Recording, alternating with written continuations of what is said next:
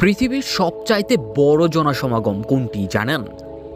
অর্থাৎ এক গুচ্ছ মানুষ একসাথে কোনো অনুষ্ঠান কিংবা সমাবেশে একত্রিত হয়ে যে সমাগমটা সৃষ্টি হয়, এটার সংখ্যা সর্বোচ্চ কত হতে পারে তার ধারণা আছে কি?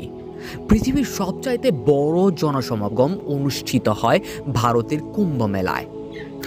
12 বছর পর পর অনুষ্ঠিত এই মেলায় 1-2 লাখ মানুষ নয়, 1-2 কোটি মানুষ নয়, 12 থেকে 15 কোটি পর্যন্ত মানুষের সমাগম ঘটে থাকে এই মেলায়। আর 2025 সালের এই মেলায় ধারণা করা হচ্ছে জনসমাগমের পরিমাণটা হবে প্রায় 40 কোটি। আপনি কি জানেন কুম্ভ মেলাটা মূলত কি? কুম্ভ মেলা হচ্ছে হিন্দু ধর্মাবলম্বীদের ধর্মীয় উৎসব কিংবা অনুষ্ঠান। আর এই উৎসব কিংবা অনুষ্ঠানের পেছনের গল্পটা কি, কিসের জন্যই বা এই মেলাটা অনুষ্ঠিত হয়?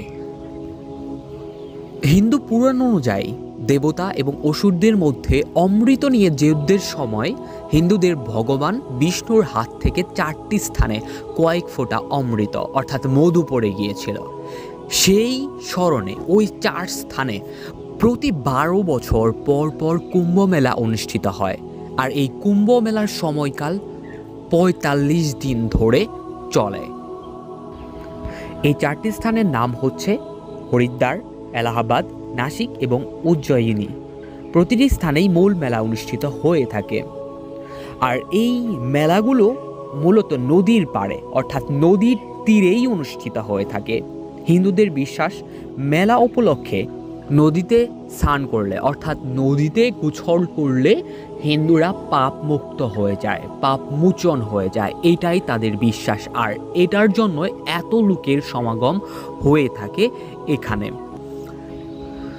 কুম্ভ মেলাটি সাধারণত 12 বছর পর পর অনুষ্ঠিত হলেও 6 বছর পর পর অর্ধ কুম্ভ মেলা এবং প্রতি 144 বছর পর পর মহাকুম্ভ মেলা অনুষ্ঠিত হয়। কুম্ভ মেলাকে বলা হয় জনসমাগমের দিক থেকে বিশ্বের সবচেয়ে বড় ধর্মীয় অনুষ্ঠান।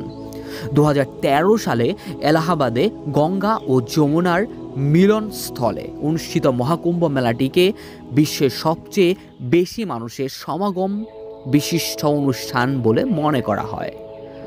যদিও সঠিকভাবে উপস্থিত মানুষের সংখ্যা নিরূপণের কোনো পদ্ধতি নেই, কিন্তু 2 মাস ধরে চলমান এই মেলায় সর্বমোট 12 কোটি মানুষ অংশ নিয়েছিল বলে ধারণা করা হয়। এর মধ্যে 10ই ফেব্রুয়ারিতে প্রায় 3 কোটি পূর্ণার্থী উপস্থিত হয়েছিল সেই মেলায়। আর এই সমাবেশে কোটি কোটি গঙ্গা ভক্ত যমুনা এবং রহস্যময়ী সরস্বতী নদীতে স্নান করেন, যার জল হিন্দুদের কাছে পবিত্র বলেও বিবেচিত হয়ে থাকে।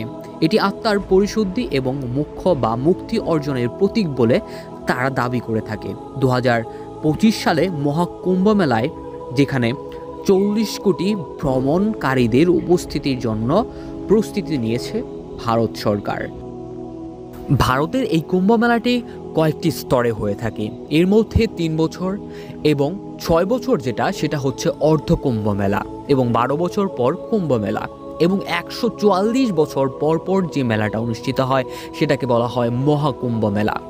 আর কিভাবেই বা এই কুম্ভ মেলার অনুষ্ঠান প্রচলিত হলো, এ নিয়ে যদি আপনি বিস্তার গবেষণা করেন তাহলে দেখতে পারবেন কুম্ভ মেলার প্রচলন ঐতিহ্যগতভাবে 8ম শতাব্দীর হিন্দু দার্শনিক ও সাধু শাস্ত্রী আদি শঙ্করাচার্যের সাথে যুক্ত রয়েছে। তিনি ভারত জুড়ে বিভিন্ন মঠ এবং ধর্মীয় সমাবেশ, দার্শনিক আলোচনা ও বিতর্ক করার প্রচেষ্টা করছিলেন। তবে যদি 19 শতকের আগে কুম্ভ মেলা নামে এই পরিচিত এই বিশাল তীর্থযাত্রার কোনো সাহিত্যিক প্রমাণ পাওয়া যায় না। তবে প্রাচীন পাণ্ডুলিপি ও শিলালিপিতে বার্ষিক মাঘ মেলার উল্লেখ পাওয়া যায়, যেখানে প্রতি 6 কিংবা 12 বছর পর পর বৃহৎ সমাবেশ জড়ো হতো। একটা পবিত্র নদী কিংবা কুম্ভে স্নান করাই ছিল এই মেলার মূল আচার। গবেষক কামা ম্যাকলিনের মতে ঔপনিবেশিক যুগের সমাজ রাজনৈতিক পরিবর্তন এবং ওয়ারেন্টিজমের প্রতিক্রিয়া হিসাবে প্রাচীন মাঘ মেলাকে আধুনিক কুম্ভ মেলা হিসাবে পুনরায় ব্র্যান্ডিং করা হয়, বিশেষ করে 1857 সালের বিদ্রোহের পর। আর এভাবেই চলে আসছে এই মেলার রীতি।